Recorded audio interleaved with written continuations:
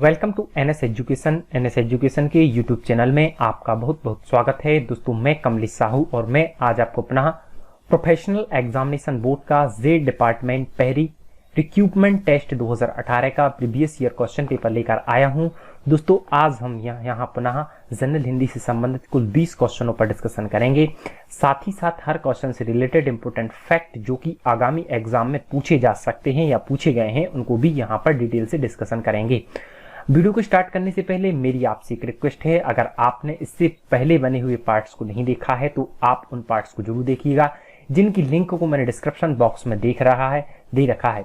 साथ ही साथ मेरी आपसे एक रिक्वेस्ट है, अगर आप चैनल पर नए हैं तो चैनल को सब्सक्राइब कीजिएगा। अगर वीडियो अच्छा लगे तो वीडियो को लाइक कीजिएगा और साथ ही साथ कमेंट बॉक्स में कमेंट करके जरूर बताइएगा कि क्या इंप्रूवमेंट किया जाए। चलिए आज के जनरल हिंदी के क्वेश्चन को स्टार्ट करते हैं और आज का हमारा जनरल हिंदी का पहला क्वेश्चन है, वीर पुत्र को जन्म देने वाली माता के लिए एक शब्द में कौन सा है। तो दोस्तों, आपको एक शब्द में उत्तर से संबंधित है, आपको बताना है वीर पुत्र को जन्म देने वाली माता को हम एक शब्द में क्या बोलेंगे। तो दोस्तों, आपको याद रखना है कि प्रिसु, वीर प्रिसु हमारा फर्स्ट ऑप्शन इसका राइट आंसर है। वीर प्रिसु वीर पुत्र को जन्म देने वाली माता के लिए एक शब्द में सही उत्तर है। बढ़ते हैं दूसरे क्वेश्चन की ओर और आज का हमारा दूसरा क्वेश्चन जो कि सही विलोम शब्द से है। दोस्तों, आपको बताना है कि ओछा का सही विलोम निम्नलिखित में से कौन सा होगा। तो दोस्तों, आपको याद रखना है कि ओछा का सही विलोम हमारा फोर्थ ऑप्शन गंभीर होगा। इस प्रकार इसका राइट आंसर हमारा फोर्थ ऑप्शन होगा। दोस्तों, आपको बता दें कि विलोम शब्द से संबंधित हर जेल पहरी के प्रीवियस ईयर क्वेश्चन पेपर में 2 क्वेश्चन पूछे गए हैं। बढ़ते हैं तीसरे क्वेश्चन की ओर और आज का हमारा तीसरा क्वेश्चन जो कि संधि विच्छेद से संबंधित है। आपको बताना है कि संवाद का सही संधि विच्छेद क्या होगा। तो दोस्तों, आपको याद रखना है कि संवाद का सही विच्छेद सम प्लस वाद होगा। इस प्रकार थर्ड ऑप्शन हमारा राइट आंसर होगा। दोस्तों, आपको आवश्यक जानकारी के लिए बता दें, चूंकि यह संधि विच्छेद से संबंधित क्वेश्चन है, अतः आपको याद रखना है कि संवाद में हमारी व्यंजन संधि होती है। इसमें आदा मां संबंधी नियम लगता है जो कि एक व्यंजन संधि से संबंधित नियम है। यह नियम इस प्रकार है कि दोस्तों, आपको याद रखना है कि जब इसके ऊपर अम की मात्रा होती है तो वह आदि मां में कन्वर्ट हो जाती है। चूंकि इस क्वेश्चन में संवाद के बारे में पूछा गया है और इसका राइट आंसर सम प्लस वाद है, अतः आप यहां देख सकते हैं कि ये अम की मात्रा है, इसको आदि मां में कन्वर्ट कर दिया गया है। इस प्रकार इसमें व्यंजन संधि होगी। व्यंजन संबंधी और इसी कंसेप्ट पर कुछ मैं आपको एग्जाम्पल बता दे रहा हूं। आपको याद रखना है संगति, सम प्लस गति, परंतु, परम प्लस तु, संचय, सम प्लस चय, संपूर्ण, सम प्लस पूर्ण, संयुग, सम प्लस युग, संविधान, सम प्लस विधान, संरक्षक, सम प्लस रक्षक, ये सभी, संसार, सम प्लस सार, संयम, सम प्लस यम, ये हमारी सभी व्यंजन संधि के ही एग्जाम्पल हैं जो कि इसी कंसेप्ट पर आधारित हैं। बढ़ते हैं चौथे क्वेश्चन की ओर और आज का हमारा चौथा क्वेश्चन आपको शब्द रूप से संबंधित है। आपको बताना है निम्नलिखित में से कौन श्रृंगार का शुद्ध रूप है। तो दोस्तों, आपको याद रखना है कि श्रृंगार का शुद्ध रूप हमारा फर्स्ट ऑप्शन होगा। इस प्रकार इसका राइट आंसर हमारा फर्स्ट ऑप्शन होगा।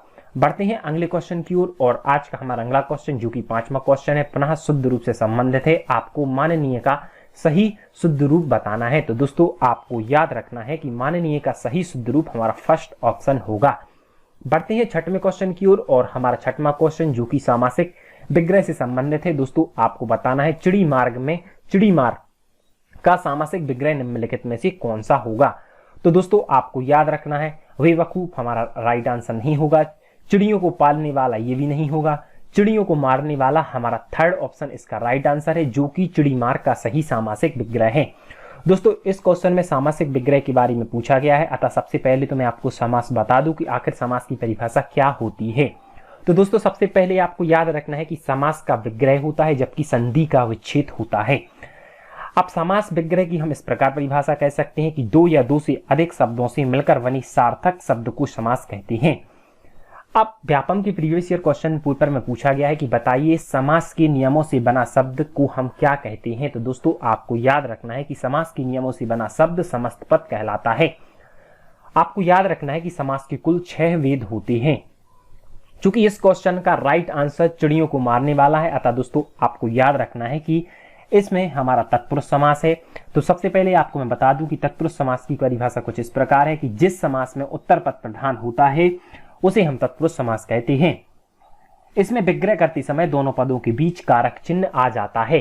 अब दोस्तों आपने देखा होगा कि चिड़ी मार, चिड़ियों को मारने वाला, तो यहां पर कारक चिन्ह को आ रहा है। इस प्रकार इसमें हमारा कर्म तत्पुरुष समास होगा। फॉर एग्जाम्पल तत्पुरुष समास को हम इस प्रकार डिफाइन कर सकते हैं कि इसकी विग्रह करने पर दोनों पदों के बीच हमेशा विभक्ति को आ जाती है। फॉर एग्जाम्पल हम बोल सकते हैं जैसे विद्या प्राप्त अर्थात विद्या को प्राप्त करने वाला, मरणासन अर्थात मरण को आसन्न, ग्रह आगत अर्थात ग्रह को आगत, ग्राम आगत अर्थात ग्राम को आगत। इसी प्रकार इस क्वेश्चन में गगनचुंबी, गगन को चूमने वाला, और क्वेश्चन में हमसे पूछा गया चिड़ी मार, तो चिड़ियों को मारने वाला। इस प्रकार इसमें हमारा कर्म तत्पुरुष समास होगा। बढ़ते हैं अगले क्वेश्चन की ओर, और हमारा अगला क्वेश्चन जो कि मुहावरे से संबंधित है, आपको बताना है अंधे को दो आंख मिलना मुहावरे का अर्थ निम्नलिखित में से कौन सा होगा। तो दोस्तों आपको याद रखना है कि अंधे को दो आंख मिलना, इस मुहावरा का अर्थ होगा मनोकामना पूर्ण होना। इस प्रकार इसका राइट आंसर हमारा थर्ड ऑप्शन होगा। बढ़ते हैं 8वें क्वेश्चन की ओर, और 8वां क्वेश्चन पुनः हमारा सामासिक विग्रह से संबंधित है। दोस्तों आपको बताना है कि ईश्वर दत्त का सही सामासिक विग्रह क्या होगा। तो दोस्तों आपको इस क्वेश्चन को एलिमिनेशन मेथड से भी आप आंसर निकाल सकते हैं। फर्स्ट ऑप्शन एक नाम ये हो नहीं सकता, हमारे सेकंड थर्ड फोर्थ ऑप्शन में से कोई ना कोई आंसर होगा। ईश्वर द्वारा किया हुआ तो ये भी नहीं होगा, ईश्वर द्वारा लिया हुआ ये भी नहीं होगा, ईश्वर दत्त तो यहाँ देख ही सकते हैं, ईश्वर द्वारा दिया हुआ। इस प्रकार इसका राइट आंसर हमारा फोर्थ ऑप्शन होगा। दोस्तों इसमें भी तत्पुरुष समास है, लेकिन आपको पता ही है कि जब हम समास की विभक्ति में दोनों पदों के बीच विभक्ति आए, उसके आधार पर हमने तत्पुरुष समास को भी विभाजित किया है। इस प्रकार इसका राइट आंसर करण तत्पुरुष समास है। आपको याद रखना है कि ईश्वर दत्त में कारक चिन्ह अगर से या के द्वारा आए तो वहां करण तत्पुरुष समास होता है। चूंकि इस क्वेश्चन में ईश्वर दत्त अर्थात ईश्वर द्वारा दिया हुआ इसका राइट आंसर है, और यहाँ पर कारक चिन्ह द्वारा आ रहा है। इस प्रकार इसमें हमारा करण तत्पुरुष सही आंसर होगा। मैं कुछ आपको अदर एग्जाम्पल बता देता हूं। तुलसी कृत, तुलसी के द्वारा कृत, मन चाहा, मन से चाहा, हस्तलिखित, हाथ से लिखित, अग्नि दग्ध अर्थात अग्नि से दग्ध। व्यापम की प्रीवियस ईयर क्वेश्चन पेपर में पूछा गया है रेखांकित का सही सामासिक विग्रह क्या होगा। तो दोस्तों आपको याद रखना है कि रेखा से अंकित इसका राइट आंसर होगा। इसमें भी कर्ण तत्पुरुष समास है, और ईश्वर दत्त में भी ईश्वर द्वारा दिया हुआ है, इसमें भी हमारा कर्ण तत्पुरुष समास है। बढ़ते हैं 9वें क्वेश्चन की ओर, और 9वां क्वेश्चन पुनः हमारा संधि विच्छेद से संबंधित है, और इसमें पुनः हमारी संधि विच्छेद है जो सम प्लस सय होगा। इस प्रकार इसका राइट आंसर हमारा थर्ड ऑप्शन संशय का सही संधि विच्छेद सम प्लस सय होगा। दोस्तों आपको याद रखना है कि इसमें हमारी व्यंजन संधि है जो कि आदामान नियम से संबंधित है। संविधान में भी आपको याद रखना है, जो कि व्यापम की प्रीवियस क्वेश्चन पेपर में पूछा गया है कि संविधान का सही संधि विच्छेद क्या होगा। तो दोस्तों आपको याद रखना है कि इसमें अम की मात्रा आदिमा में कन्वर्ट हो जाती है। इस प्रकार संविधान का सही संधि विच्छेद सम प्लस विधान होगा। बढ़ते हैं अगले क्वेश्चन की ओर, जो कि हमारा 10वां क्वेश्चन है, जो कि प्रत्यय से संबंधित है। आपको बताना है आन प्रत्यय से बना निम्नलिखित में से कौन सा शब्द है। तो दोस्तों आपको याद रखना है कि आनंद हो नहीं सकता, उड़ान, उड़ान इसका राइट आंसर है। हमारा सेकंड ऑप्शन इसका राइट आंसर है, जो कि उड़ान से बना, उड़ान आन से बना हुआ प्रत्यय शब्द है। चूंकि इस क्वेश्चन में प्रत्यय के बारे में पूछा गया है, अतः सबसे पहले मैं आपको प्रत्यय बता दूं तो आखिर प्रत्यय होते क्या है। तो दोस्तों आपको याद रखना है प्रत्यय दो शब्दों से मिलकर बना होता है। प्रति अर्थात साथ में, और पर मतलब पीछे, और आय का मतलब होता है चलने वाला। इस प्रकार हम कह सकते हैं कि जो शब्दांश शब्दों के अंत में जुड़कर उनके अर्थ में विशेषता या परिवर्तन ला देते हैं उन्हें हम प्रत्यय कहते हैं। दोस्तों आपको याद रखना है कि विशेषता के तौर पर प्रत्ययों का अपना अर्थ कुछ भी नहीं होता, और ना ही इनका प्रयोग स्वतंत्र रूप से किया जाता है। यह क्वेश्चन व्यापम में पूछा जा सकता है कि बताइए प्रत्ययों की क्या विशेषता होती है, या 4 स्टेटमेंट देकर आपसे पूछे जा सकते हैं। तो दोस्तों आपको याद रखना है कि प्रत्ययों का अपना कुछ भी अर्थ नहीं होता, और ना ही इनका कोई स्वतंत्र रूप से, ना ही इनका प्रयोग स्वतंत्र रूप से किया जा सकता है। दोस्तों आपको याद रखना है कि प्रत्यय के दो भेद होते हैं, जो क्रमशः कृत प्रत्यय तथा अद्यत प्रत्यय होते हैं। कृत प्रत्यय का मतलब क्रिया होता है, जबकि और इनकी संख्या, कृत प्रत्यय की संख्या कुल 28 होती है। साथ ही साथ आपको याद रखना है कि तद्दय प्रत्यय तद्दय प्रत्यय वे प्रत्यय होते हैं जो संज्ञा तथा सर्वनाम तथा विशेषण के साथ जुड़ते हैं, उन्हें हम तद्धित प्रत्यय कहते हैं। बढ़ते हैं अगले क्वेश्चन की ओर, और आज का हमारा 11वां क्वेश्चन है। आपको बताना है ओजस्वी का निम्नलिखित में से कौन सा सही विलोम शब्द है। तो दोस्तों आपको याद रखना है कि इसका राइट आंसर हमारा फोर्थ ऑप्शन ओजहीन होगा। बढ़ते हैं अगले क्वेश्चन की ओर, जो कि पुनः एक शब्द से संबंधित है। आपको बताना है साग सब्जी खाने वाले के लिए हम एक शब्द में कौन सा शब्द चूज करेंगे। तो दोस्तों आपको याद रखना है कि साग सब्जी खाने वाले के लिए हम एक शब्द में शाकाहारी कहते हैं। बढ़ते हैं अगले क्वेश्चन की ओर, जो कि हमारा पर्यायवाची से संबंधित है। आपको बताना है दुख का सही पर्यायवाची निम्नलिखित में से कौन होंगे। तो दोस्तों आपको याद रखना है दुख के लिए हम कष्ट बोलते हैं, क्लेश बोलते हैं और वेदना बोलते हैं। इस प्रकार इसका राइट आंसर हमारा थर्ड ऑप्शन होगा। चूंकि इस क्वेश्चन में दुख से संबंधित पर्यायवाची के बारे में पूछा गया है, अतः मैं आपको दुख से संबंधित सभी पर्यायवाची के बारे में बता दूं।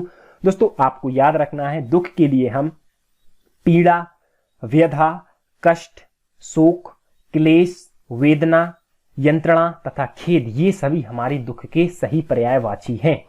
बढ़ते हैं 14वें क्वेश्चन की ओर, जो पुनः हमारा पर्यायवाची शब्द से संबंधित है। आपको बताना है दुष्ट के लिए सही पर्यायवाची वाले शब्दों की पंक्ति का चयन कीजिए। तो दोस्तों आपको याद रखना है कि दुष्ट के लिए हम दुर्जन बोलते हैं, इस प्रकार फोर्थ ऑप्शन हमारा स्किप हो जाएगा। अधम बोलते हैं, इस प्रकार हमारा फर्स्ट ऑप्शन स्किप हो जाएगा। और नीच बोलते हैं, इस प्रकार हमारा राइट आंसर हमारा सेकंड ऑप्शन होगा।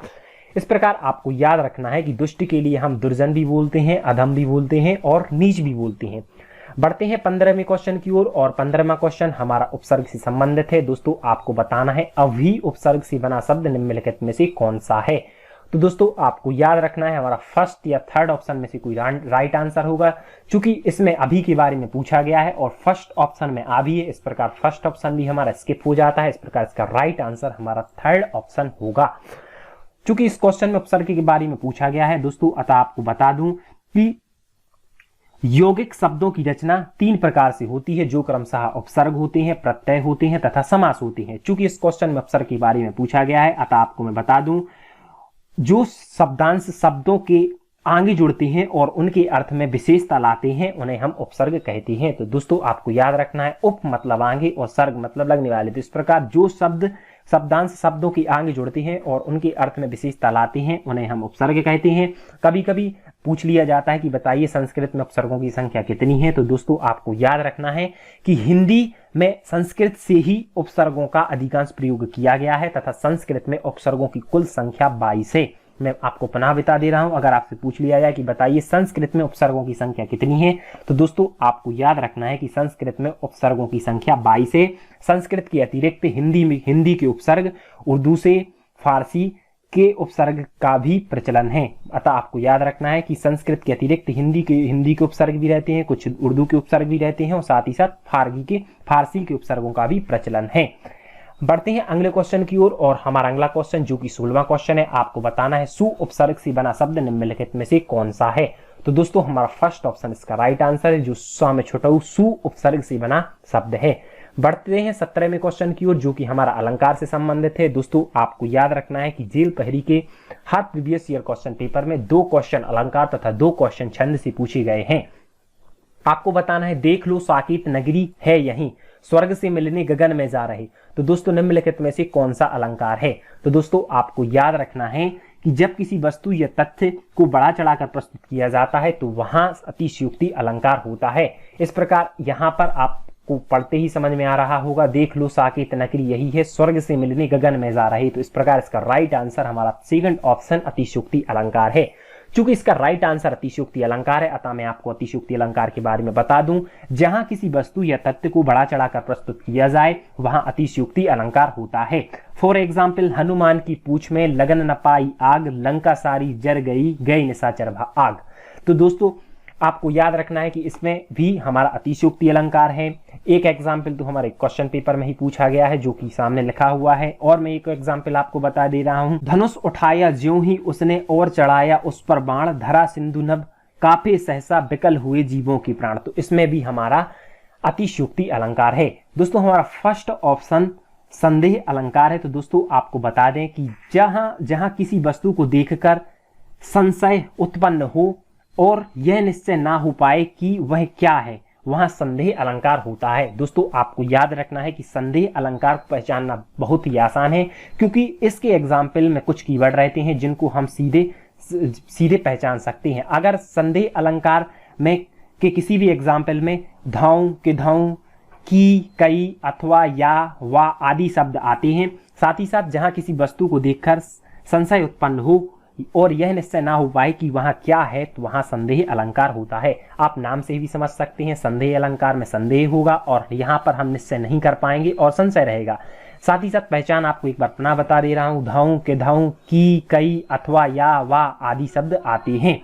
बढ़ते हैं अगले क्वेश्चन की ओर और हमारा अगला क्वेश्चन जो कि 18वां क्वेश्चन है, आपको बताना है हाट बाट कोट ओट लोटनी अगरा पैरी खैरी खैरी देरी दीनही अति अति आगी है आरत पकारत सभारत न कोहू काहू व्याकुल जहां सो तहां लोग चले भागी है। निम्नलिखित में से कौन सा अलंकार है? तो दोस्तों आपको याद रखना है कि इसका राइट आंसर हमारा थर्ड ऑप्शन भयानक अलंकार है। चूंकि इस क्वेश्चन का राइट आंसर भयानक अलंकार है, अतः दोस्तों मैं आपको भयानक अलंकार के बारे में बता दूं कि दोस्तों सबसे पहले तो आपको याद रखना है कि भयानक रस इसका राइट आंसर है। अतः मैं भयानक रस के बारे में आपको बता दूं कि जहां भयानक वस्तुओं या दृश्यों के प्रत्यक्षीकरण से भय का भाव उत्पन्न हो वहां भयानक रस होता है। चूंकि इसका राइट आंसर भयानक रस है, अतः आपको इसके स्थायी भाव को भी याद रखना है कि भयानक रस का स्थायी भाव भय है। अब फॉर एग्जाम्पल आपने सुना ही होगा, एक और अजगर सेंध की एक और मृगराय बिकल बटोही बीच ही परियो मूर्छा खाए। तो यह भी हमारा भयानक रस का एक एग्जाम्पल है। दोस्तों आपको याद रखना है, कभी कभी व्यापम के प्रीवियस ईयर क्वेश्चन पेपर में हमारी रस तथा उससे संबंधित स्थायी भाव को पूछ लिया जाता है। अतः आपको याद रखना है कि रुद्र का स्थायी भाव क्रोध है। वहीं विवत्स का स्थायी भाव भी पूछ लिया जाता है। तो दोस्तों आपको याद रखना है विवत्स का स्थायी भाव जुगुप्सा या घृणा है, भयानक का स्थायी भाव भय है तथा हमारा फोर्थ ऑप्शन करुण का स्थायी भाव करुणा है।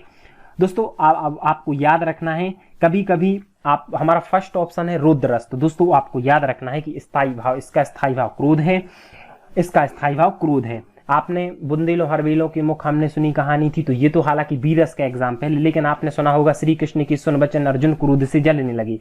तो इसमें हमारा रौद्र रस का यह एक एग्जाम्पल है। बढ़ते हैं अगले क्वेश्चन की ओर और हमारा अगला क्वेश्चन जो कि हमारा 19वां क्वेश्चन है, आपको बताना है सिर पर बैठ कांग आंख दो खात नकारत खींचत जीभई स्यार अति आनंद और धारत। निम्नलिखित में से कौन सा अलंकार है? तो दोस्तों आपको याद रखना है कि इसका राइट आंसर हमारा थर्ड ऑप्शन विवत्स रस है। चूंकि इसका राइट आंसर विवत्स रस है, अतः मैं आपको बता दूं कि विवत्स रस इसका राइट आंसर है। तो इसकी आखिर डेफिनेशन क्या है? तो दोस्तों आपको याद रखना है, जहां किसी अप्रिय अरुचिकर घृणात्मक वस्तुओं अथवा पदार्थों के प्रसंगों का वर्णन हो वहां विवत्स रस होता है। इसका स्थायी भाव जुगुप्सा या घृणा है। चूंकि इस सेंटेंस इस दोहे को आप पढ़ के ही समझ में आ रहा होगा कि हमारे हृदय में अप्रिय अरुचि एवं घृणात्मक वस्तुओं पदार्थों के बारे में बोला गया है। आप देख रहे होंगे सिर पर बैठई कांग आंख दो निकारत खारत, मतलब इसमें बता रहा है कि सिर पर बैठ के आंख और कांग ये सब निकाल रहे हैं। तो ये इससे हमारे विभक्त रस का एग्जाम्पल है। बढ़ते हैं अगले क्वेश्चन की ओर और आज का हमारा अंतिम क्वेश्चन जो कि 20वां क्वेश्चन है, आपको बताना है कि तुम तीन देव में को नर नारायण या की दो। निम्नलिखित में से कौन सा अलंकार है? तो दोस्तों आपको याद रखना है कि इसका राइट आंसर संदेह अलंकार है। मैंने आपको पहले ही बता दिया था कि संदेह अलंकार के कुछ कीवर्ड रहते हैं जिन्हें आपको याद रखना है। आपको याद रखना है कि जहां किसी वस्तु को देखकर संशय उत्पन्न हो अथवा यह निश्चय ना हो पाए कि वह क्या है, वहां संदेह अलंकार होता है। इसकी पहचान के रूप में हमने धाऊ के धाऊ, की, कई, अथवा, या, वा आदि शब्द आते हैं। चूंकि यहाँ पर या शब्द आ रहा है, अतः आप यहाँ पर संदेह अलंकार इसका राइट आंसर लगाएंगे।